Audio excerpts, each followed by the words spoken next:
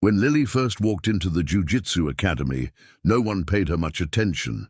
She was a quiet, petite young woman with tied-back hair, oversized sweatpants, and a slightly worn gym bag slung over her shoulder.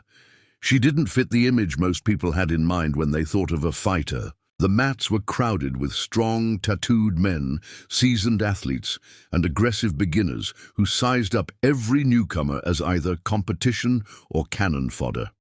When she signed her waiver and tied on a borrowed white belt, a few of the guys exchanged knowing glances, subtle smirks passing between them. They whispered jokes under their breath. "Hope she doesn't break a nail.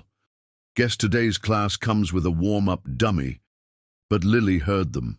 She just didn't react. She had grown used to being underestimated. From schoolyard bullies to college professors who thought she wasn't serious, she had lived her entire life proving people wrong. Not with loud words or drama, but through quiet, persistent excellence. She had never trained in jiu-jitsu before, but she'd been a martial artist since the age of 10, mastering disciplines like judo and wrestling. Her transition into Brazilian jiu-jitsu was deliberate, methodical.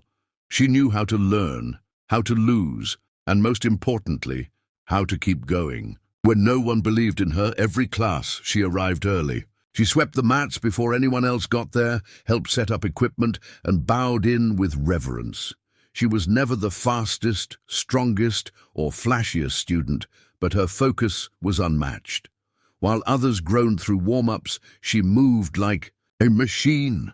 While some laughed during drills, she listened intently to every word the instructor said. When sparring started, she'd always pair with whoever was left over, usually the largest guy who thought it wasn't worth his time. And she'd lose, over and over again.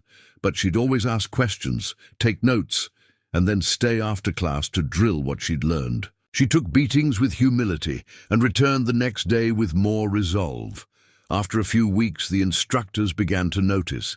Her movements were getting sharper, her transitions cleaner. She wasn't just memorizing techniques, she was absorbing them, embedding them into her muscle memory like grooves in stone. Outside the gym, her dedication didn't end. She watched hours of competition footage, reading body language, dissecting grips, understanding angles. She practiced hip escapes on her bedroom floor, tied her belt in the mirror until it was perfect, and visualized rolls in her head like mental chess matches. She wasn't training to impress anyone, she was training to transform herself. Jiu-jitsu for her wasn't just a sport, it was a way to reclaim the confidence the world had tried to strip away from her. And then came the day everything changed. It was a Saturday open mat when students from all levels could spar freely. The gym buzzed with energy, filled with the thumps of takedowns, the slap of hands clapping to roll, and the occasional tap of submission.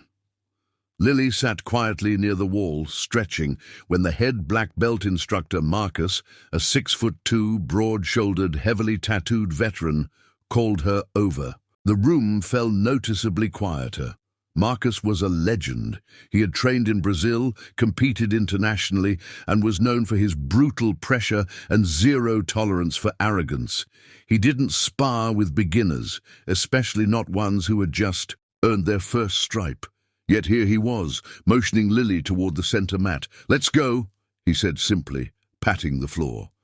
Lily stood up, tied her belt tighter, and stepped forward.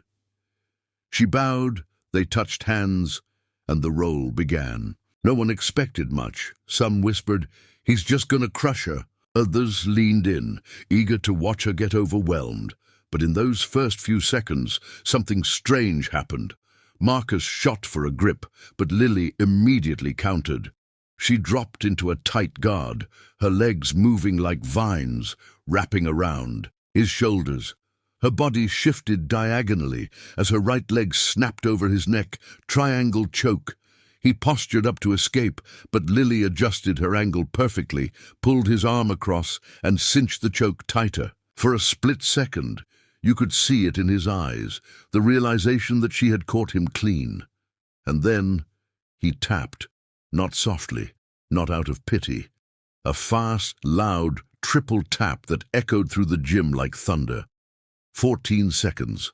That was all. It took 14 seconds to silence every laugh, every doubt, every cruel whisper. For a moment, no one spoke. Marcus sat up, breathing heavy, grinning with pride. "Flawless," he said, loud enough for everyone to hear. Then he raised her, hand in the air like she had just won a championship. The room erupted, not with mockery, but with stunned applause. The guys who used to snicker now looked at her with a mix of awe and embarrassment. The instructors nodded with respect. The beginners looked inspired. And Lily? She didn't smile, didn't show off. She simply bowed, untied her belt and stepped back to the wall. That was her way, quiet power, grace under pressure. From that day on, no one laughed when she walked into the gym. They watched. They learned. Some even asked her to roll, hoping to absorb a fraction of her precision. She earned every stripe, every belt, not because she wanted to prove anyone wrong, but because she wanted to prove herself right. She became an example not just of technique, but of resilience. She taught people that greatness isn't loud. It doesn't always walk in with a swagger. Sometimes it comes in quietly, takes its beatings, learns in silence, and then, in a moment of truth, unleashes everything it has with lightning speed and unshakable grace. And while many would remember her for making a black belt tap in 14 seconds, those who truly understood would remember her for everything she did before that moment. The hours of discipline, the humility to lose, the courage to keep coming back, and the heart of a warrior that never needed to shout to be heard.